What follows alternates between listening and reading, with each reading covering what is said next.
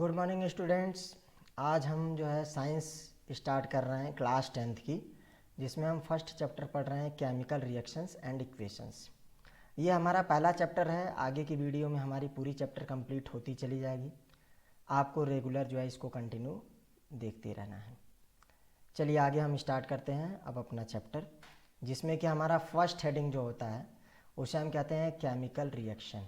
अब क्योंकि हमें जो है केमिकल रिएक्शन एंड इक्वेशन पढ़ना है, तो हमें पहले ये पता होना चाहिए कि केमिकल रिएक्शन क्या होता है। तो केमिकल रिएक्शन का एक स्टैंडर्ड डेफिनेशन आपके पास दिया हुआ है, लेकिन जनरल फॉर्म में भी थोड़ा सा हम समझेंगे। A chemical reaction is a process that leads to the transformation of one set of chemical substance to another। मतलब क्या है इसका? एक केमिकल रिएक्शन एक ऐसा प्रोसेस होता है जिसमें वन सेट का सब्सटेंस, कोई वन सेट का सब्सटेंस प्रोडक्ट के फॉर्म में अनदर सेट में कन्वर्ट होता है, ट्रांसफॉर्म होता है। उसे हम क्या कहते हैं? Chemical reaction. अगर जनरल लैंग्वेज में अगर आपको समझना है कि आखिर केमिकल रिएक्शन होता क्या है, तो आप एक और जनरल लैंग्वेज में आप डेफिनेशन दे सकते हैं।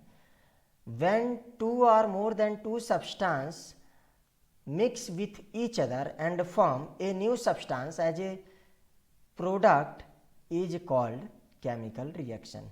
मतलब क्या है? कोई भी दो सब्सटेंस को, कोई भी दो कंपाउंड को अगर आप मिक्स कर देते हैं, रिएक्ट करा देते हैं, तो हमें एक नया रिजल्ट के फॉर्म में जो है नया प्रोडक्ट मिल जाता है, नया सब्सटेंस मिल जाता है। उसे हम कहेंगे केमिकल रिएक्शन। केमिकल रिएक्शन में जनरली देखिए जो होता है, जैसे अगर मैं लिखूं डिनोट करने का जो मेथड होता है, तो वो होता है कि मान लीजिए कोई ए है, अगर कोई उसके साथ बी हमने मिलाया तो ये बन गया सी प्लस डी। ये कोई है केमिकल रिएक्शन, एग्जाम्पल से ये केमिकल रिएक्शन का।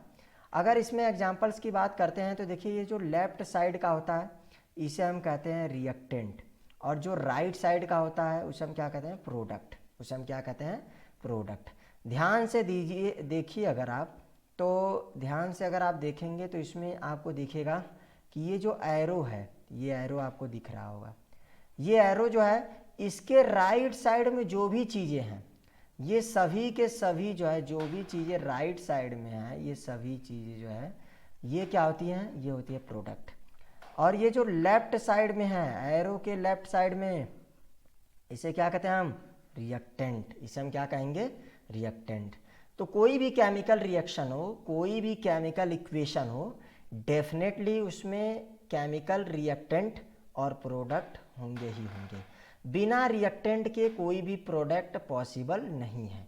बिना रिएक्टेंट के कोई भी प्रोडक्ट पॉसिबल नहीं है, ये हमें ध्यान देना है। अब आगे की जो है स्लाइड्स में हम चलते हैं। अब हम देखते हैं कि indications of a chemical reaction मतलब क्या है, हम समझेंगे थोड़ा सा कि आखिर हम जो केमिकल रिएक्शन कराते हैं, कोई भी केमिकल रिएक्शन हम कर रहे हैं, तो आखिर कैसे पता लगा हमें कि वो केमिकल रिएक्शन कंप्लीट हो गया है। जैसे मान लीजिए आपके पास एक केमिकल रिएक्शन ऐसा मैंने लिख दिया ए प्लस बी और वही प्रोडक्ट सी प्लस डी, तो आपको कैसे पता लगा आखिर कि ये केमिकल रिएक्शन कंप्लीट हुआ है? आपको कैसे पता लगेगा? तो इसको पता लगाने के लिए हम क्या करेंगे? पहले हम देखते हैं कि क्या पहली वाली प्रोसेस दिख रही है। मतलब क्या है? Changes in colour. क्या होता है? Changes in colour. हम देखेंगे इसमें कि आखिर क्या हमारा जो कलर है वो चेंज हो गया है। देखिए ध्यान से, अब जैसे देखिए, जैसे इसमें देखिए यहाँ ऊपर वाले पार्ट को देखिए ध्यान से, तो ये रेड कलर है, और नीचे वाला जो है वो किस कलर का है? हल्का दिख रहा है ग्रीन कलर का। ये सभी पार्ट जो दिख रहा है ये ग्रीन कलर के हैं। मतलब क्या है कि ये देखिए फोटोसिंथेसिस का, ये जो केमिकल रिएक्शन है ये फोटोसिंथेसिस है। जनरली ये है फोटोसिंथेसिस। फोटोसिंथेसिस, फोटोसिंथेसिस आपने सुना होगा, जैसे हम कहते हैं जनरली हिंदी में प्रकाश संश्लेषण, और ये प्लांट्स में होता है। फोटोसिंथेसिस हमेशा जो होता है वो प्लांट्स में होता है। ये जो हमेशा प्लांट्स में होगा। क्यों होगा? क्योंकि फोटोसिंथेसिस करने के लिए carbon dioxide plus sunlight plus जो है मिनरल्स और प्लस वाटर चाहिए, और जो कि ये केवल और केवल प्रोसेस कहाँ होगा? प्लांट्स में होगा। ये केवल प्रोसेस होगा प्लांट्स में, और किसी एनिमल्स में ये नहीं होगा। तो इसलिए ये जो है फोटोसिंथेसिस का एग्जाम्पल है। कई बार हम देखेंगे कि कलर में चेंजेज हो जाता है, तो हमें जो है ये तुरंत जो है हमें पता लगना चाहिए कि हमारा केमिकल रिएक्शन कंप्लीट हो गया है। जैसे आप ये समझिए इस चीज़ को कि मान लीजिए कोई कंपाउंड लिया ए, इससे मैंने कुछ बनाया बी। अगर मान लीजिए इसको समझिए कि अगर इसका कलर मान लीजिए रेड रहा होगा, तो इसका कलर अगर कहीं ग्रीन हो जाता है, मान लीजिए ग्रीन हो जाता है, इसका मतलब क्या है कि केमिकल रिएक्शन कंप्लीट हो गया है। इसका मतलब ये हुआ कि केमिकल रिएक्शन कंप्लीट हो गया है। तो ये पहला पॉइंट जो था चेंजेज इन कलर, इस पॉइंट को आपको ध्यान देना है। यहाँ पर आप फोटो के माध्यम से आप देख भी सकते हैं, जैसा ये फोटो मैंने दिखाया था अभी थोड़ी देर पहले, देख भी सकते हैं। पहले कलर कैसा था, तो पहले कलर ऐसा था, लेकिन फोटोसिंथेसिस हुआ है इसका, फोटोसिंथेसिस होने के बाद ये कलर ऐसा हो जाएगा, कलर जो है ऐसा हो जाएगा। तो ये क्या है, केमिकल रिएक्शन हो रहा है। ये क्या हो रहा है, केमिकल रिएक्शन हो रहा है। ध्यान रखिएगा, इन्वायरमेंट में जो भी चीज़ें चेंजेज होकर के नई फॉर्मेशन कर रही हैं, नई चीज़ों का फॉर्मेशन हो रहा है, न्यू जनरेशन जो है प्रोड्यूस हो रही है, वो सभी चीज़ें केमिकल रिएक्शन से ही हो रहा है।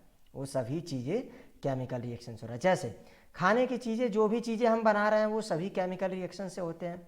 बाकी जितनी भी चीज़ें इन्वायरमेंट में होती है सब केमिकल रिएक्शन के एग्जाम्पल्स हैं। अब उसके बाद हम देखते हैं इसमें कि अगला हमें जो है इंडिकेशन जो दिखता है वो दिखता है इवोल्यूशन ऑफ गैस।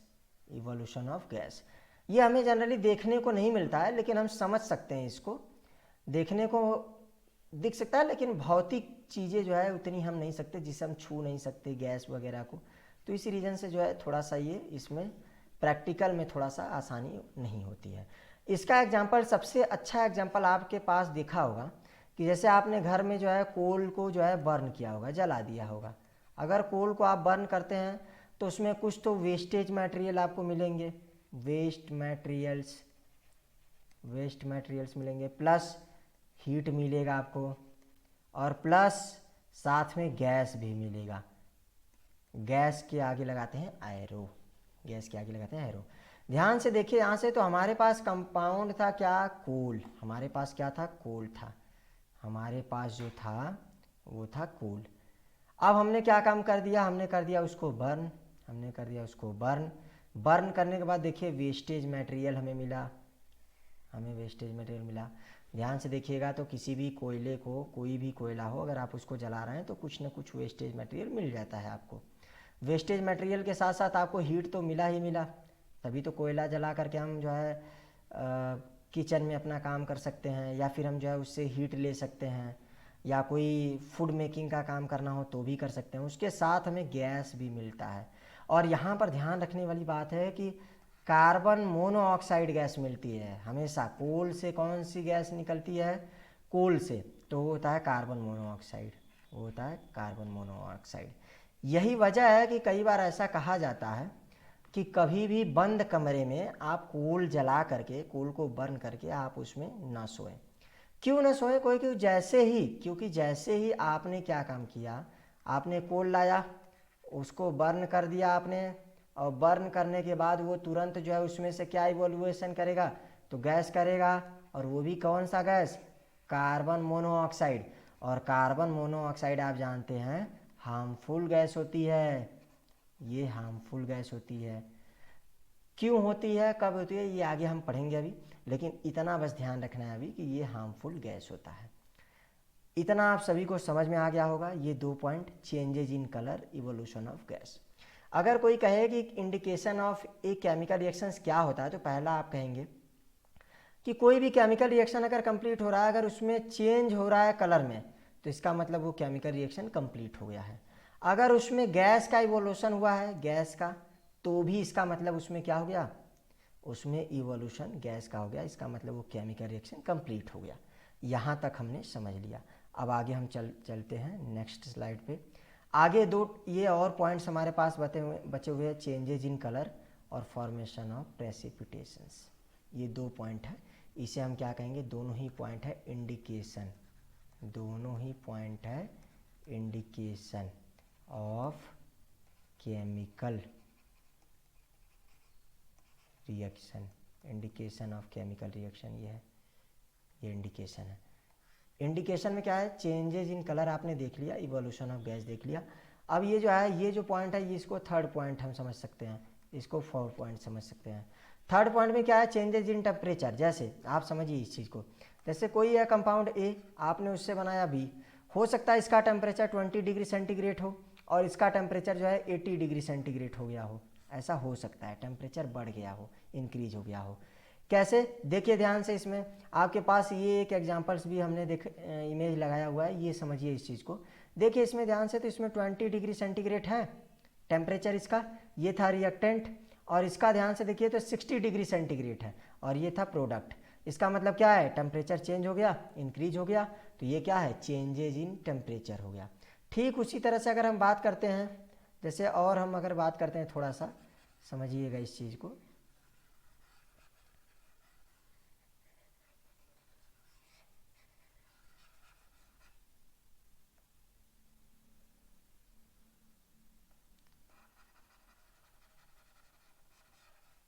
हाँ चलिए अब आगे चलते हैं, थोड़ा सा देख लेते हैं। और जैसे अब अगला हम देख लेते हैं थोड़ा सा इसी का प्रॉपर्टी अलग।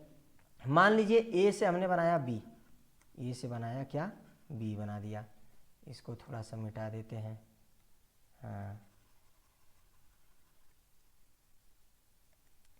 मान लीजिए ए से हमने बनाया बी, ये कोई बी बनाया हमने, ए से बी बनाया, तो मान लीजिए इसका टेम्परेचर हो सकता है 60 डिग्री सेंटीग्रेड हो, इसका हो सकता है टेम्परेचर 20 डिग्री सेंटीग्रेड हो।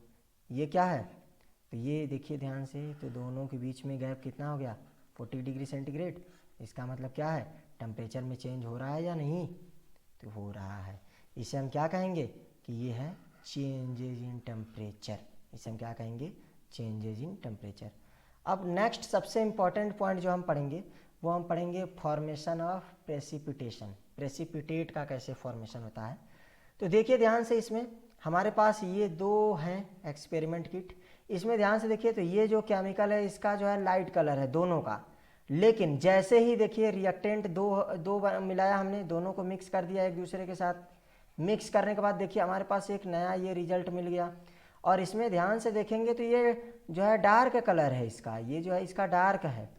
क्यों है, क्योंकि ये प्रेसिपिटेट मिल गया, नया मटेरियल्स मिला है, और नया मटेरियल्स जो है कलर चेंजेस के साथ साथ न्यू सब्सटेंस का भी फॉर्मेशन हो गया, तो इसे हम क्या कहेंगे, फॉर्मेशन ऑफ प्रेसिपिटेट। इसे हम क्या कहेंगे, फॉर्मेशन ऑफ प्रेसिपिटेट। अभी तक हमने जो पढ़ा हुआ है, हमने जो अभी तक पढ़ा है उसको एक बार हम रिकॉल कर लेते हैं, उसके बाद जो है आगे के टॉपिक की तरफ हम मूव करेंगे।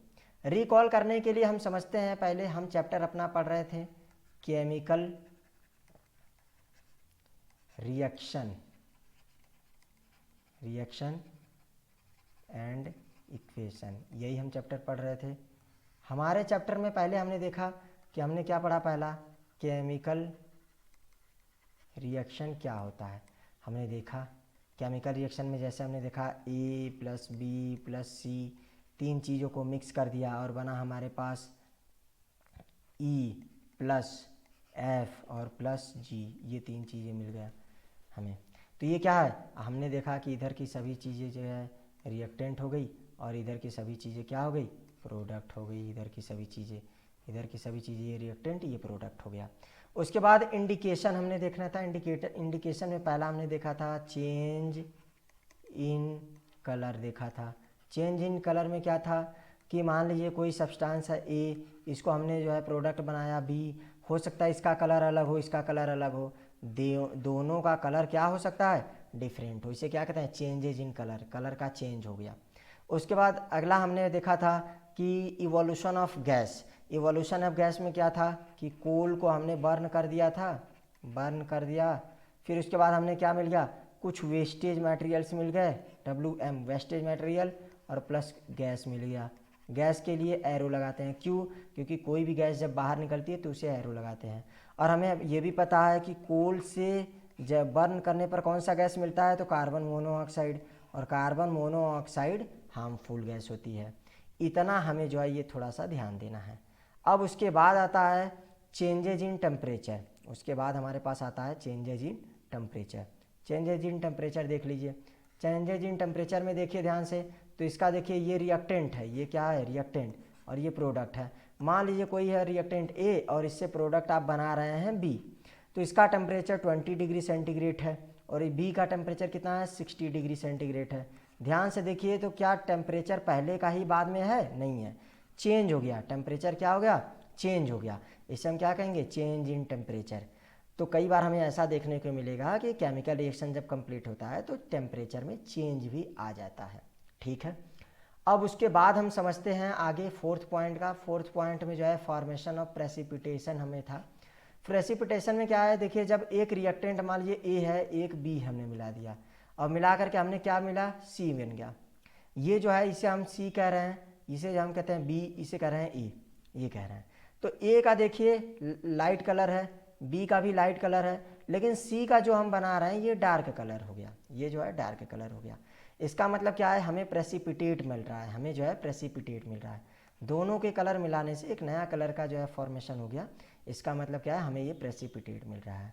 तो ये 4 पॉइंट्स थे जो हमारे इंडिकेशन ऑफ केमिकल रिएक्शंस थे। बाकी के इसके बाद के डिस्कशन जो है हम आगे की वीडियोज में करेंगे। आप इसके आगे रिवीजन करते रहिएगा और बाकी के जो है समझते रहिएगा। ध्यान रखिएगा पूरी जो है चैप्टर ये आगे को कंटिन्यू वीडियो में आती